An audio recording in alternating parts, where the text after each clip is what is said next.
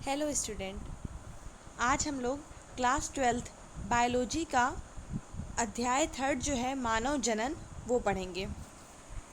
मानव जनन। तो आइए हम अपना टॉपिक स्टार्ट करते हैं।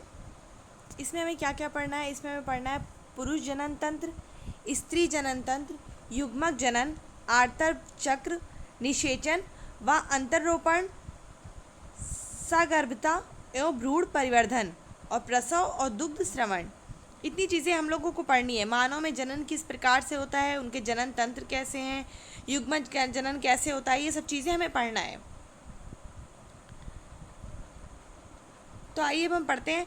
जैसा कि आप जानते हैं, मानव लैंगिक रूप से जनन करने वाला और सजीव प्रजक व जराजायु प्राणी है। हम सब लोग जानते हैं कि मानव में जो होता है वो लैंगिक जनन होता है। मानव में जनन घटना के अंतर्गत युग्मकों की रचना यानी युग्मक जनन अर्थात पुरुष में शुक्राणुओं और तथा स्त्री में अंडाणु का बनना, स्त्री जनन पथ में शुक्राणुओं का स्थानांतर जिसको वीर सेचन कहते हैं, और पुरुष तथा स्त्री में युग्मकों का संलयन निषेचन जिसके कारण युग्मनज जाइगोट का निर्माण होता है शामिल है। क्या होता है कि सबसे पहले क्या होता है कि जो पुरुष, और हम लोग को पता है कि जो मानव होता है, मानव में लैंगिक जनन होता है तो पुरुष और स्त्री दोनों के मिलने से क्या होता है, जनन होता है।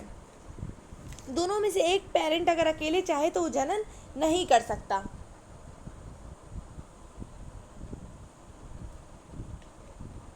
तो ये प्रक्रिया कैसे कैसे होती है कि पुरुष में क्या होता है, शुक्राणु बनते हैं और स्त्रियों में अंडाणु बनते हैं। फिर क्या होता है कि फिर जो स्त्री का जनन पथ है उसमें शुक्राणु जाते हैं, उनका स्थानांतरण होता है जिसे बोलते हैं वीर सेचन। फिर उसके बाद दोनों जो होते हैं पुरुष तथा स्त्री के, मतलब यानी कि जो पुरुष का शुक्राणु होता है और स्त्री का जो अंडाणु होता है वो दोनों मिलते हैं, उसे बोलते हैं निषेचन। उसके बाद उन दोनों के मिलने से जाइगोट का निर्माण होता है। इसके बाद कोरकपुटी ब्लास्टोसिस्ट की संरचना तथा परिवर्धन, इसका गर्भाशय की दीवार से चिपक जाना जिसे बोलते हैं अंतरोपण। क्या होता है कि सबसे पहले ह्यूमन में स्पर्म जो होता है शुक्राणु मेल का, और फीमेल में जो होता है अंडाणु जिसको बोलते हैं ओवम, उन दोनों की मीटिंग होती है, वो दोनों मिलते हैं। उसके बाद ये होता है कि दोनों के मिलने से जाइगोट का निर्माण होता है। फिर जाइगोट से बनता है ब्लास्टोसिस्ट। उसके बाद ब्लास्टोसिस्ट जो होता है वो जाता है गर्भाशय की दीवार से चिपक जाता है जिसको बोलते हैं अंतरोपण। फिर उसके बाद जो भ्रूण होता है वो बढ़ता है, गर्भविधि, और उसके बाद फिर शिशु का जन्म होता है जिसको बोलते हैं प्रसव। आपने पढ़ा है कि ये जनन घटनाएं यौनारंभ के पश्चात संपन्न होती है। पुरुष और स्त्री के बीच महत्वपूर्ण रूप से जनन घटनाएं होती हैं। उदाहरण के लिए एक वृद्ध पुरुष में भी शुक्राणु बनना जारी रहता है, यानी जो पुरुष है वो अगर बूढ़ा भी हो जाएगा तो उसके अंदर शुक्राणु बनते हैं। लेकिन स्त्रियों में क्या होता है कि अंडाणु की जो रचना होती है 50 वर्ष की आयु के बाद लगभग समाप्त हो जाती है। जैसे कि हम लोग जानते हैं जो मेंसेस आते हैं, मेंस्ट्रुअल साइकिल, वो इसीलिए आते हैं क्योंकि हर मंथ में एक जो होता है ओवम, एक अंडाणु का निर्माण होता है। उसके बाद अगर वो ओवम जो होता है, वो अंडाणु जो होता है उसका, वो अगर किसी जो शुक्राणु होता है उससे उसकी मीटिंग नहीं होती, वो नहीं मिलता, तो उसके बाद क्या होता है कि मेंसेस आ जाते हैं, मेंस्ट्रुअल साइकिल स्टार्ट हो जाता है। इसी तरह से जब एक कोई फीमेल है, कोई लेडी है, जब वो गर्भवती हो जाती है, प्रेग्नेंट हो जाती है, तो उस बीच में अंडाणु नहीं बनते जिसकी वजह से मासिक जो होता है वो रुक जाता है। और हम जानते हैं कि लगभग 50 वर्ष की आयु के बाद एक ऐसा स्टेज आ जाता है जिसमें जो ये मेंस्ट्रुअल साइकिल होता है, मेंसेस होता है, मासिक धर्म, मासिक चक्र, वो ख़त्म हो जाता है। इसको बोलते हैं मेनोपॉज, क्योंकि जो अंडाणु होता है उनका बनना समाप्त हो जाता है।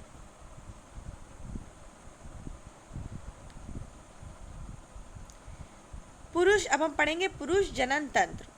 पुरुष के जनन तंत्र में क्या क्या होता है ये अब हम लोग पढ़ेंगे। पुरुष जनन तंत्र शरीर के श्रोणि क्षेत्र यानी पेल्विस रीजन में अवस्थित होता है। इसके अंतर्गत एक जोड़ा वृषण और सहायक नलिकाओं के साथ साथ एक जोड़ी ग्रंथियां तथा बाएं जनेंद्रिय शामिल होते हैं।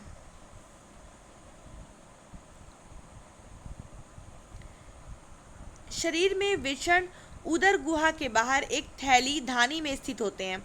यानी कि जो जिसको बोलते हैं टेस्टिस, क्या होता है कि टेस्टिस में ही जो वृषण होता है उसी में क्या होता है, उसी में शुक्राणु बनते हैं। तो वो कहाँ पे, एक थैली नुमा स्ट्रक्चर होता है जिसके अंदर वो होते हैं, जिसे बोलते हैं वृषण कोश या फिर स्क्रोटम। ये कितने होते हैं, 2 होते हैं।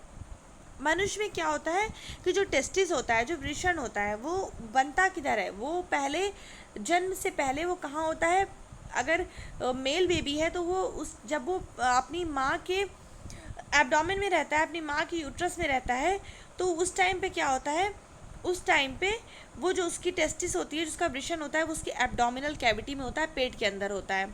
बाद में ये सरक के नीचे आ जाता है, कहाँ, वृषण कोश में। देखिए यहाँ पे ये 2 होते हैं, ये देखिए ये वृषण है, वृषण कोश के अंदर ये स्थित है। वृषण कोश को स्क्रोटम कहते हैं और वृषण को बोलते हैं टेस्टिस।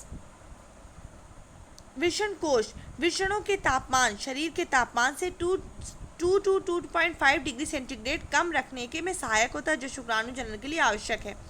क्या होता है कि शुक्राणु जनन के लिए क्या चाहिए होता है कि थोड़ा कम डिग्री टेम्परेचर चाहिए होता है, जो बॉडी का टेम्परेचर है उससे कम गर्मी चाहिए होती है। तो इसीलिए ये बाहर होता है वृषण, जिससे वृषण बाहर रहता है और टेम्परेचर को कम रखता है, तापमान को कम रखता है।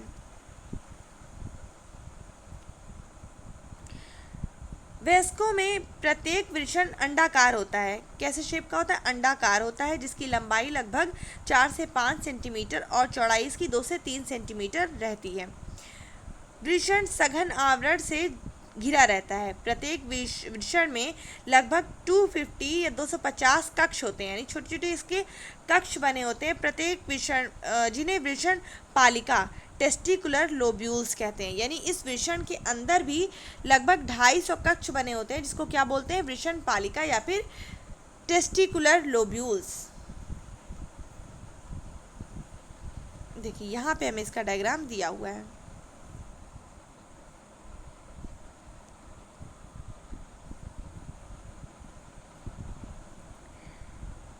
प्रत्येक वृषण पालिका के अंदर 1 से लेकर 3 अतिकुंडलित शुक्रजनक नलिकाएं सेमिनिफेरस ट्यूब्यूल्स होते हैं, जिनमें शुक्राणु पैदा किए जाते हैं। क्या होता है कि हर वृषण पालिका के अंदर एक वृषण, मनुष्य में 2 वृषण होते हैं। उन वृषण में लगभग जो होता है 250 कक्ष होते हैं, जिन्हें वृषण पालिका कहते हैं। और हर वृषण पालिका में 1 से लेकर 3 कुंडलित शुक्रजनक नलिकाएं होती हैं, जिन्हें बोलते हैं सेमिनिफेरस ट्यूब्यूल्स। इसी सेमिनिफेरस ट्यूब्यूल्स में क्या होता है, शुक्राणु पैदा किए जाते हैं। प्रत्येक शुक्रजनक नलिका का भीतरी भाग 2 प्रकार की कोशिकाओं से स्तरित होता है, यानी इनमें दो प्रकार की कोशिकाएं होती हैं, जिनमें क्या होता है, नर जन्म कोशिकाएं होती हैं और सर्टोली कोशिकाएं होती हैं। नर जन्म कोशिकाएं जिन्हें बोलते हैं शुक्राणुजन स्पर्मेटोगोनिया और सर्टोली सेल होती हैं। यानी कि जो होता है शुक्रजनक नलिकाएं जो होती हैं, उनमें 2 प्रकार की कोशिका होती हैं, जिसमें एक होती है नर जन्म कोशिका और दूसरी होती है सर्टोली कोशिकाएं। अब इन दोनों कोशिकाओं का अलग अलग कार्य होगा, तो क्या कार्य होगा ये हम देखेंगे। नर जन्म कोशिकाएं अर्धसूत्री विभाजन या अर्धसूत्रण के फलस्वरूप शुक्राणुओं का निर्माण करती है। अर्धसूत्री विभाजन क्या होता है, हमें पता है कि जो हमारे अंदर क्रोमोसोम्स होता है, जो मेल और फीमेल के अंदर जो क्रोमोसोम होता है वो कितना होता है, 46। लेकिन जब उसका जाइगोट का निर्माण करना है, एक रिप्रोडक्शन के लिए एक जो नए बेबी का निर्माण होना होता है, तो 23 मदर से और 23 फादर से चाहिए होता है। तो उसके लिए अर्धचक्र वो होता है, डिवीजन होता है, जिसकी वजह से इसका काम क्या होता है, अर्धसूत्री विभाजन या अर्धसूत्रण के फलस्वरूप शुक्राणुओं का निर्माण होता है। और सर्टोली कोशिकाएं क्या करती हैं, पोषण प्रदान करती हैं। तो ये चीज़ हमें समझ में आ गई कि 2 कोशिकाएं होती हैं, नर जन्म कोशिकाएं और सर्टोली कोशिकाएं, वृषण के अंदर ही होती हैं। शुक्रजनक नलिकाओं के बाहरी क्षेत्र को अंतराली अवकाश या इंटरस्टिशियल स्पेस कहते हैं। यानी जो शुक्रजनक कोशिकाओं का जो बाहरी क्षेत्र होता है उसको क्या कहते हैं, इंटरस्टिशियल स्पेस या अंतराली अवकाश कहते हैं। इसमें छोटी छोटी रुधिर वाहिकाएं और अंतराली कोशिकाएं होती है, लेडिक सेल होती हैं। लेडिक कोशिकाएं या जिसको बोलते हैं इंटरस्टिशियल सेल, ये सब किसके अंदर होते हैं? वृषण के अंदर पाए जाते हैं। लीडिक कोशिकाएं पुंजन एंड्रोजन नामक वृषण हार्मोन संश्लेषित व स्रावित करती हैं। क्या होता है कि मेल और फीमेल के अंदर अलग अलग हार्मोन होते हैं, जिसकी वजह से जो उनके कैरेक्टर होते हैं, सेकेंडरी सेक्सुअल कैरेक्टर जिनको बोलते हैं, जैसे फीमेल में जो होते हैं स्तनों का बड़ा होना और मेल में हो गया दाढ़ी मूंछ का आना, ये सब उनके अलग अलग कैरेक्टरिस्टिक हैं। तो ये एंड्रोजन कहाँ होता है? लीडिक सेल जो होती हैं वृषण के अंदर, वो हार्मोन निकालती हैं। यहाँ पर कुछ अन्य कोशिकाएं भी होती हैं जो प्रतिरक्षात्मक कार्य करने में सहायक होती हैं। अब उसके अलावा पुरुष लिंग सहायक नलिकाओं के अंतर्गत वृषण जालिकाएं या रेटिटेस्टिस जिसको बोलते हैं, और शुक्रवाहिकाएं अधिवृषण जिसको एपिडिडाइमिस बोलते हैं, शुक्रवाहक जिसको वास डिफरेंस बोलते हैं होते हैं। देखिए ये हमारा है मूत्राशय, ठीक है, जिसको बोलते हैं यूरिनरी ब्लैडर, ठीक है, इसमें यूरिन स्टोर होता है। ये हमारा मूत्र वाहिनियाँ हैं, जहाँ से यहाँ पे होती है हमारी किडनी, ठीक है, इस किडनी से होते हुए ये क्या होता है? मूत्र वाहिनियाँ आती हैं। 2 किडनी होती है, दोनों से ऐसे मूत्र वाहिनियाँ होते हुए आती हैं। यहाँ से देखिए यहाँ पे निर्माण होता है किसका? शुक्राणुओं का, यहाँ से निर्माण होता है। फिर ये यहाँ से होते हुए इधर आता है, ठीक है। ये हमारा हो गया, यहाँ पे ये जो दिखाई दे रही है ग्रंथियाँ, ये है प्रोस्टेट, ठीक है। और ये देखिए यहाँ से होते हुए ये दोनों इसमें आता है, जहाँ और इसी में देखिए हमारा मूत्र वाहिनियों से मूत्र भी आ रहा है, तो दोनों रास्ता एक ही होता है, यही से शुक्राणु भी निकलते हैं, यही मूत्र मार्ग भी है।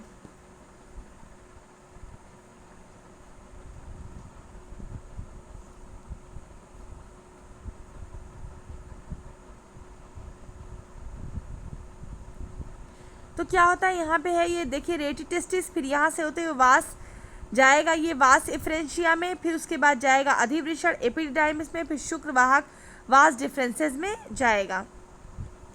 फिर उसके बाद वृषण की शुक्रजनक नालिकाएं वृषक नलिकाओं के माध्यम से शुक्रवाहिकाओं में खुलती है। ये शुक्रवाहिका वृषण से चलकर अधिवृषण में खुलती हैं। उसके बाद अधिवृषण से जो क्या होता है, प्रत्येक वृषण के पश्च सतह पर स्थित होते हैं। ये अधिवृषण शुक्रवाहक की ओर बढ़ते हुए उदर की ओर ऊपर जाती हैं और मूत्राशय के ऊपर की ओर लूप बनाती हैं। देखिए यहाँ से जाते हुए लूप बना रही हैं, ये देखिए यहाँ से निकल के ऐसे ये लूप बनाते हुए आ रही हैं यहाँ पे।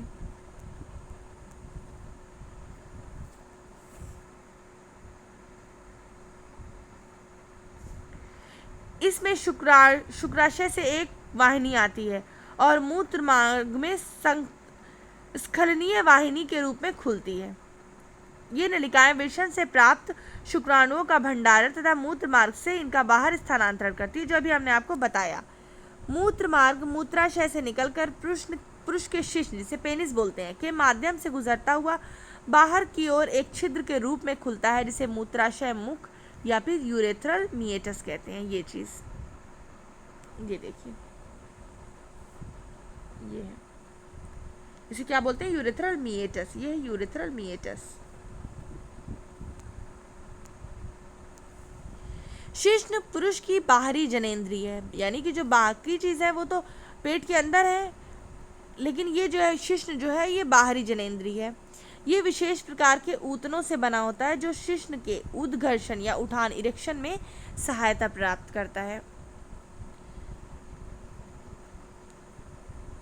सहायता प्रदान कर वीर सेचन इंसेमिनेशन को सुगम बनाता है, यानी कि ये जो इनका ये अलग से इसमें अलग से एक प्रकार के टिश्यू होते हैं जिसके इरेक्शन में उसको उठाने में सहायता करते हैं, जिसकी वजह से जो वीर सेचन हो पाता है।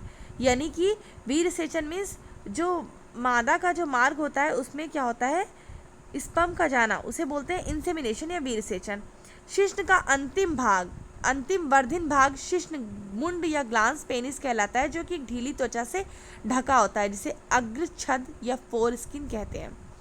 क्या होता है कि यहाँ पे एक स्किन होती है, यहाँ पे ये जो शिश्न है, जो पेनिस है, उसके ऊपर यहाँ पे एक ऐसे त्वचा ढकी होती है जिसे फोर स्किन कहते हैं। इसके मुख पे एक त्वचा से ढका होता है, यहाँ पे एक त्वचा ऐसे लगी होती है जिसे बोलते हैं फोर स्किन। तो क्या होता है, ये फोर स्किन, जो फोर स्किन होती है उसको ढक के रखती है। तो ये मतलब मुस्लिम मेल होते हैं, उनमें जो सरकमसिजन होता है वो यही चीज़ होता है कि ये जो स्किन होती है वो हटा दी जाती है, यहाँ पे जो स्किन होती है हटा दी जाती है। सरकमसिजन यही है।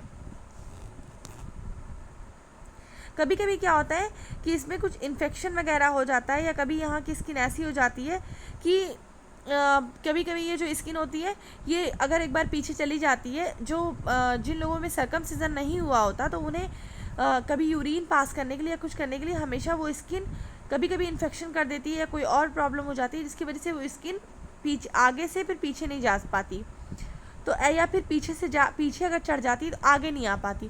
तो उस कंडीशन में वो किसी भी एज के होते हैं तो उनमें सरकमसिजन किया जाता है। लेकिन जो मुस्लिम मेल होते हैं उनमें जब वो छोटे होते हैं बचपने में उनका सरकमसिजन हो जाता है, तो उनमें वो ग्लांस पेनिस जो फोर स्किन होती है वो नहीं पाई जाती। पुरुष लिंग की सहायक ग्रंथियों के अंतर्गत एक जोड़ा शुक्राशय, एक पुरस्थ यानी प्रोस्टेट ग्रंथि, एक जोड़ा बल्बो यूरिथ्रल ग्रंथियां शामिल हैं। क्या होता है, ये ऐसे हमारा यूरिनरी ब्लैडर हो गया, यहाँ से दोनों मूत्र वाहिनियाँ आई, और उसके बाद यहाँ से जो हमारा टेस्टिस होता है यहाँ से निकल कर ये जब ऐसे आती यहाँ पहुँचती हैं तो यहाँ पे दोनों साइड पे बल्बो यूरिथ्रल ग्लैंड होती हैं, और उसके बाद इसके यहाँ पे मुख पे जो यूरिनरी ब्लैडर होता है इसके, और यूरिनरी ब्लैडर से नीचे यहाँ पे ये चीज़ जो होती है वो होती है प्रोस्टेट। अक्सर सुना होगा कि प्रोस्टेट का बढ़ जाना, तो प्रोस्टेट क्या करता है, अगर ये प्रोस्टेट बढ़ जाता है तो ये क्या करता है, यूरिन पास नहीं होने देता, क्योंकि ये इस चीज़ को कस के दबाने लगता है। जब यहाँ टाइट करने लगेगा तो यूरिन जो है अच्छे से पास नहीं हो पाएगा। इन ग्रंथियों का स्राव शुक्रिय सेमाइनल प्लाज्मा का निर्माण करना है। तो ये जो प्लाज्मा का निर्माण करते हैं किसके लिए, यानी एक लिक्विड प्रोवाइड करते हैं, किसको, स्पर्म को, सेमाइनल प्लाज्मा। इसमें क्या होता है, फ्रक्टोज, कैल्शियम और कुछ परिकर्ण एंजाइम से भरपूर होता है। क्या कहती है, फ्रक्टोज, कैल्शियम और एंजाइम। और बल्बो यूरिथ्रल ग्रंथियाँ क्या करती हैं, का स्राव मैथुन के दौरान शिश्न में स्नेहन प्रदान करने में भी सहायक होता है, यानी कि पेनिस को ये लुब्रिकेशन प्रोवाइड करता है। किस टाइम में, मैथुन के दौरान।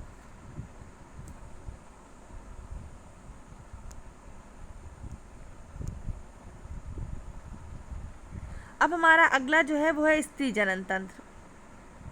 ठीक है, अब हम जो स्त्री जनन तंत्र है अपना अपनी नेक्स्ट वीडियो में पढ़ेंगे, और आपको ये डायग्राम जो है एक बार फिर से एक्सप्लेन कर देती हूँ। ये देखिए, ये क्या है, ये तो हमारी आ रही है बैकबोन, इसको छोड़ दीजिए, ये बैकबोन आ रही है। ठीक है, फिर उसके बाद बैकबोन के आगे ये क्या है, ये मलाशय है, इंटेस्टाइन जो होती है मलाशय है ये। उसके बाद यहाँ पे गुदा द्वार खुला है इधर, और उसके आगे क्या होता है, उसके आगे हमारा होता है जिसको बोलते हैं पेशाब की थैली, यूरिनरी ब्लैडर। यहाँ पे जो इसके मुख पे दिखाई दे रहा है ये हमारा प्रोस्टेट जो अभी हमने बताया। यहाँ से जा रही है शुक्रवाहक, सॉरी ये शुक्रवाहक नहीं है, ये शुक्रवाहक ये है, ये जा रही है, ये देखिए ये कहाँ से निकल के जा रही है, शुक्रवाहक, शुक्राणु का वाहक है, ये कहाँ से जा रही है, ये जा रही है टेस्टिस से, वृषण कोश में वृषण पड़ा हुआ है वहाँ से जा रही है। और ये जो है हमारा किडनियों से आ रही है यहाँ पे, और ये जो हमारा पत्तीनुमा स्ट्रक्चर दिख रहा है ये है बल्बो यूरिथ्रल ग्लैंड। उसके बाद ये हमारा जो है यहाँ से यूरिन भी आता है, और यहीं से क्या होता है, यहीं से स्पर्म भी आता है। और ये जो बल्बो यूरिथ्रल ग्लैंड वगैरह है वो क्या करती है, लुब्रिकेशन प्रोवाइड करती है, और ये ग्रंथियाँ उसको और भी ज़्यादा लिक्विड देती हैं, सेमाइनल फ्लूइड देती हैं, जिसमें कैल्शियम यानी कैल्शियम होता है, फ्रक्टोज बहुत ज़्यादा होता है, और दूसरे कुछ एंजाइम भी बहुत ज़्यादा होते हैं। अब ये जो है आपको डायग्राम दोनों ड्रॉ कर लेना है, और कुछ भी अगर आपको डाउट रहता है तो आप हमसे पूछ सकते हैं। अब अपनी नेक्स्ट वीडियो में हम लोग क्या पढ़ेंगे? नेक्स्ट वीडियो में हम लोग मादा जनन तंत्र को, स्त्री जनन तंत्र जो है उसको डिटेल में पढ़ेंगे। Thank you.